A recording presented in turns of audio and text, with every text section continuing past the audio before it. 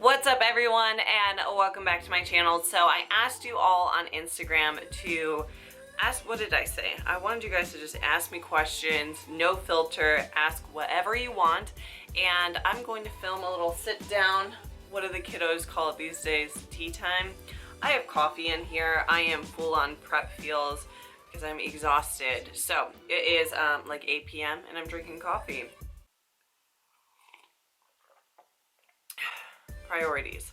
So I have your guys' questions pulled up here on my phone, and I'm going to go through each and every single one of them. There's only a handful that I'm going to be covering today, and let's just jump right into this. So first question from Samantha Lou Fit.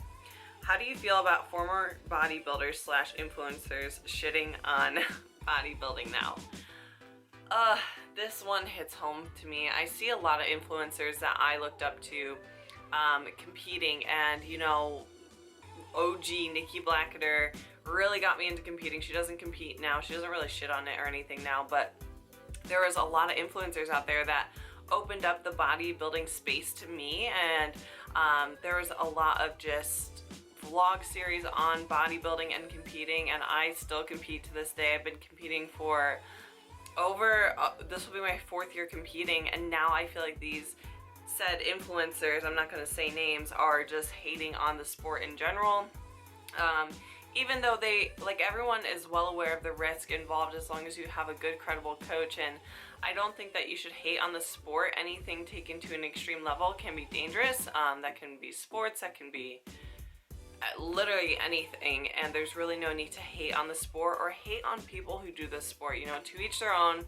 Whatever you want to do with your life, live your best life, just do it for you.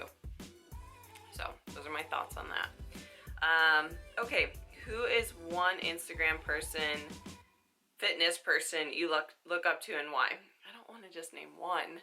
I really love Emily Hayden. I really love her message. I think that she is just a genuine, real person. I met her briefly at Gold's Venice, and very sweet.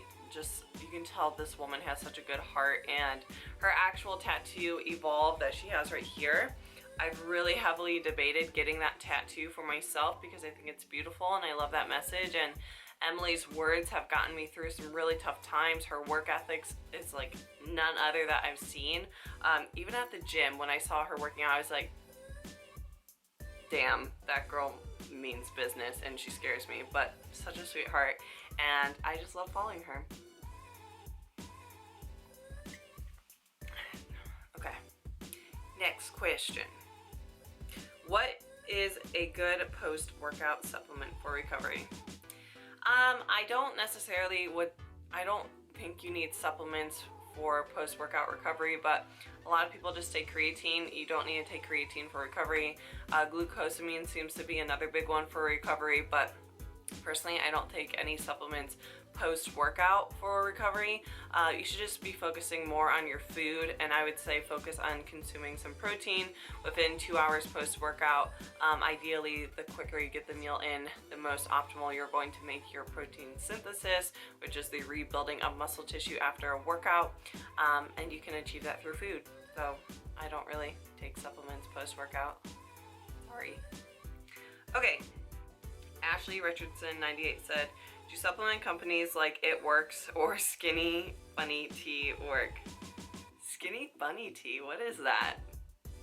That's a weird name. No, they don't work. They are just scams. Anything that has the word skinny or quick or fix or fat loss or rapid, like, that's bullshit. Sorry, that's the truth. Putting on fat on your body takes time. Losing fat takes time. Putting muscle on your body takes time. Losing muscle takes time. Either one is going to take time. Whatever you do to your body, it's going to take time. Your body doesn't rapidly change overnight. It's a process. There's so many processes involved with your body.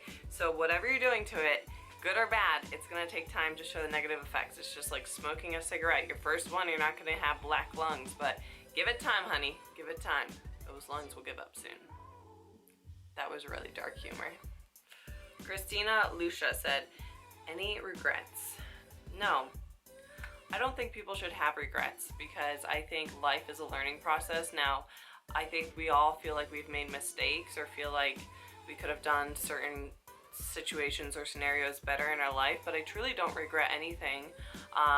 You guys have seen me post about like basically my whole life on Instagram too, and I don't regret like my breakup, I don't regret moving, I don't regret anything, because it's all what I feel called to do. And I feel like listening to your heart and learning from said mistakes or people in your life that weren't the best influences for you are all just learning processes. So I don't necessarily regret anything in my life. I think, I'm trying to think of something so I can answer this question better.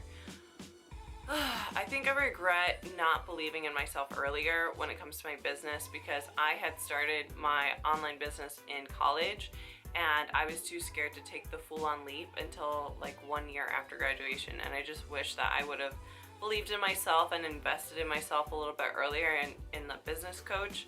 So I think that's the only regret I have, is just like not believing in myself earlier, but it taught me a lot. So, all right, let's move on. Thoughts on steroid use in the fitness industry, specifically bikini? You think? Similar question. Okay, we'll answer this one first. What are my thoughts? So the NPC is National Physique Committee. They do not test for anabolic or any drug use, and that includes the IFBB as well. My thoughts, to each their own. Do what you want to your body, as long as it doesn't hurt me, I don't care.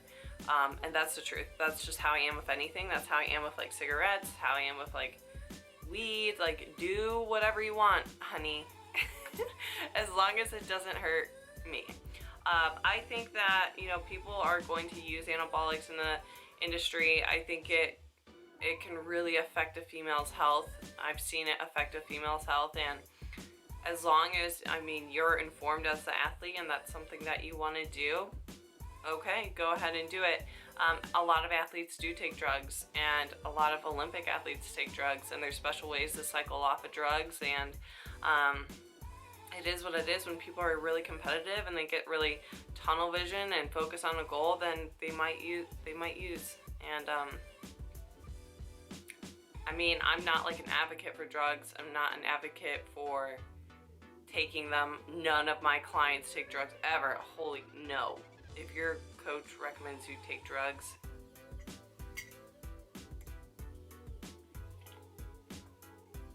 yeah, no.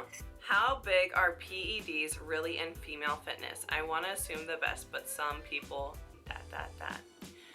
I think a lot of people aren't honest with their drug use, and I actually know of a lot of people who are on drugs and act like they aren't, or are an advocate for not being on them, or they like demonize them. And it's like, I know what goes on behind closed doors. You've like, with the fitness industry, you'll be friends with these people and you see what they do. And even the guys, it's really big with guys. Really big with guys. And I've had a lot of guys in my life where I've seen them use, and I can tell that it's coming out of a place of insecurity. I mean, usually if someone's taking steroids, that's coming out of a place of insecurity. And for females, I mean, I'm not gonna like throw out some random statistic that's probably not accurate at all, but I will say it occurs more than you think. And not even just in the competing industry, but just with the fitness Instagram in general, it occurs a lot more than you would expect. So it's unfortunate, but that's just the reality of the sport. When you're talking about people trying to look super lean and muscular, people are gonna do it. So I mean, just keep your eyes open. If people are just posting like stage lean pictures year round, or they look shredded year round, or they claim to eat a ton of food and they have an incredible physique, like, yeah, like some people have phenomenal genetics, but it's not like everyone. And so maybe it is supplements. Leave it at that. Okay, next question. And this will be our last question of the day. Do you think NPC judging can be biased? Thoughts? Yes and no. I think that there is politics in anything, and there's a couple variables that you have to take into play. A lot of times when I see a girl in a region, so it'd be like the same state or same area, compete in multiple shows, I see that she tends to do better at each show, simply just due to the fact that, you know, it's familiarity for the judges. You know, they see that girl, they see that face, they see her making improvements show to show, so naturally they're going to be drawn to her, be like, wow, like Debbie is making all these improvements, like I'm totally like happy for Debbie and I'm gonna upplace her. It's just, you know, seeing someone's face more, naturally you're going to favor them, even if it's subconsciously. So I think that NPC judging for the most part is fair.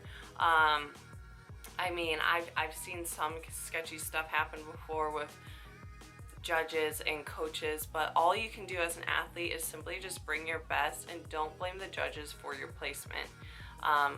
That sounds like tough love, but you have to just blame yourself. You're the person to blame. You didn't bring the conditioning they wanted, you didn't bring the package they wanted. There's something that you could improve upon. And yeah, the judges are going to, you know, have maybe a opinion on who they think should win, maybe, but if you show up rocking it, bringing your best package, literally head to toe, hair, makeup, posing, everything is perfect, tan, everything on point, you will be rewarded for it. And maybe not right away, but eventually you will be. So there's politics in anything, literally anything, especially in subjective sports like gymnastics and figure skating and diving, where, you know, you have a group of judges judging these people on how they're performing. It's not simple like, you know, basketball, but even then, I mean, you have refs and it's so easy for them to kind of make a bad call. So that's my thoughts on NPC judging. And honestly, like it is what it is. You just got to keep showing up. Guys, so I hope you enjoy this little sit down chit chat. If you're wanting me to do more of these videos, let me know. I've been wanting to incorporate more story times and just have fun with YouTube, because I have missed YouTube a lot. I've been on YouTube for such a long time and I've changed so much as a person. So we are moving to Florida in 1.5 months. I'm super excited. We are in the middle of prep right now. We are 6.5 weeks out, which means it's getting real and we're struggling a little, but that's okay. It's not going to be worth it without the struggle. But I hope you all have an awesome day. Make sure you guys check out the links below if you're wanting to work with me for one-on-one coaching. If you're wanting more information with Angel Competition Bikinis, check that down below too. If you're not following me on Instagram, what are you doing? Follow me. All right. Bye, everyone.